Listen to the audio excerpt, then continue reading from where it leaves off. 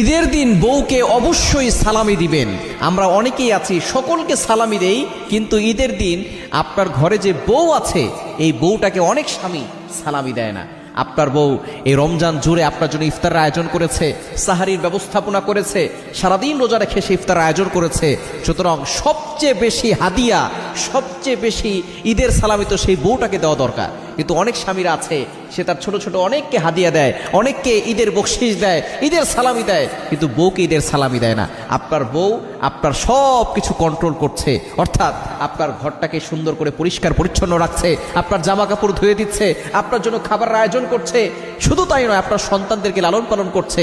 আপনার জন্য এই সারাটা রমজান জুড়ে রোজা রেখে, তিনিও রোজা রেখে আপনার জন্য খাবারের আয়োজন করেছে, সারিতে আপনার জন্য ব্যবস্থাপনা করেছে।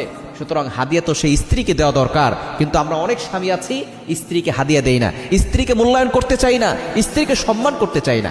আপনি যদি একটা কাজের লোকও ঘরে রাখতেন তাহলে সে আপনার এই জামা কাপড় ধুয়ে দেওয়ার জন্য, ঘরটাকে পরিষ্কার পরিচ্ছন্ন রাখার জন্য, সন্তানকে লালন পালন করার জন্য আপনি তাকে মাসে একটা হাদিয়া তাকে দিতেন, একটা সম্মানী তাকে দিতেন, একটা বেতন তাকে দিতেন। কিন্তু আমরা বউকে দিয়ে কত ধরনের কাজ করাই এবং সারাদিন পরে এসে সেই বউটার সাথে কত খারাপ ব্যবহার করি, বাজে আচরণ করি। খবরদার এটা কখনো করবেন না। আদর্শ স্বামী তো সে যে বউকে শান্তিতে রাখে। এই বউটার জন্য মাঝে মধ্যে গিফট নিয়ে যাবেন। সে যেটা খেতে পছন্দ করে, আইসক্রিম খেতে পছন্দ করে, আইসক্রিম নিয়ে যাবেন। ফুচকা খেতে পছন্দ করে, ফুচকা নিয়ে যাবেন। ঈদের সময় আসলে সবচেয়ে দামি গিফটটা আপনার বউকে দিবেন। সালামির জন্য আপনি আগে থেকে টাকা জোগাড় করে রাখবেন, গুছিয়ে রাখবেন, এটা আপনি আপনার স্ত্রীকে দিবেন। আপনার স্ত্রী খুশি থাকলে দেখবেন আল্লাহ তাআলা আপনাকেও খুশি রাখবেন।